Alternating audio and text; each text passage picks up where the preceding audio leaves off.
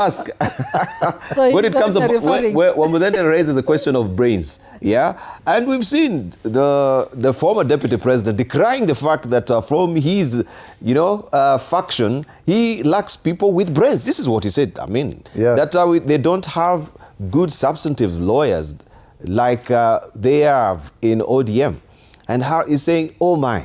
If we could only, and he's calling out for the lawyers, who have maybe the intellectual provenance like you have, to join the camp so that at least you can bolster the engagement, the cognitive, dissemination that is coming from the united opposition as it stands, is decrying if they cannot deliberate on issues as it stands. And to be very honest with you as well, you can actually attest to that particular fact if you give it a very accurate appraisement from your own assessment, now not being or leaning on either side.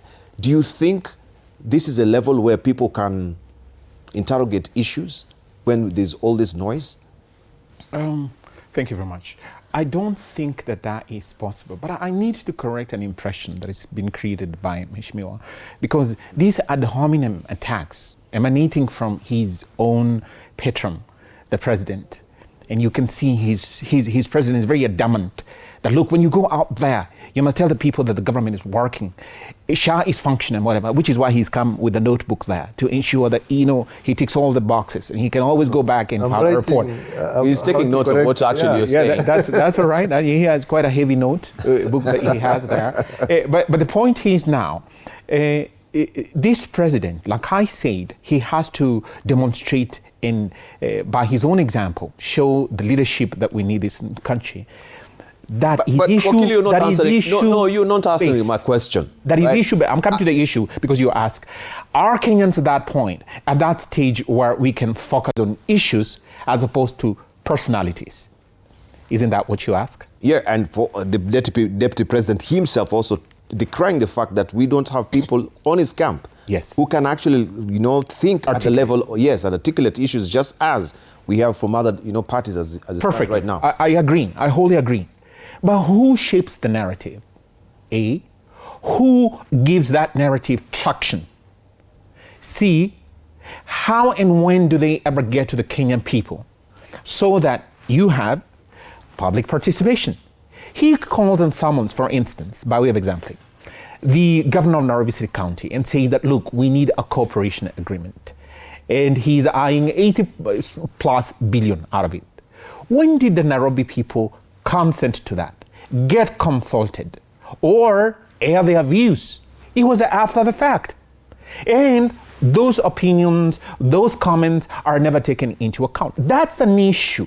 Should the government poke its nose into Nairobi City County and have a takeover, surreptitious, clandestine, all of that? But the Kenyan people... Are you trying to test that it's unconstitutional? No, that's what I'm saying. I'm saying the manner in which it was adopted is unconstitutional. There was no public participation. But where is it in the Constitution that you can show me that, yes? Because there's a provision in the Constitution that a government, Article 2 and the county government can actually, come together and, formulate a framework on how they can work together to try and save, if it's Nairobi County or whichever county for that particular matter. But look, who's supposed to be governing Nairobi City County? That governor? Any city. The Urban Areas and Cities Act says the governance is vested in the board. It's all illegal. Does this president know that? Of course he does. But do we have that provision I'm talking about in the Constitution? About? Yeah, of complementarity, of cooperation between the national government. It is there. It is there. But look, the springboard is the board. The springboard, or the means by which to engage the presidency, the executive, is the board. Has the board been appointed? No. Is anybody caring that he was not appointed and he's supposed to be there under Section 13 of the Urban Areas and Cities Act? That's what I'm saying. But the Kenyan people are supposed to be having a voice direct under that board because the appointment is so broad-based of every member of that board. But it is not happening.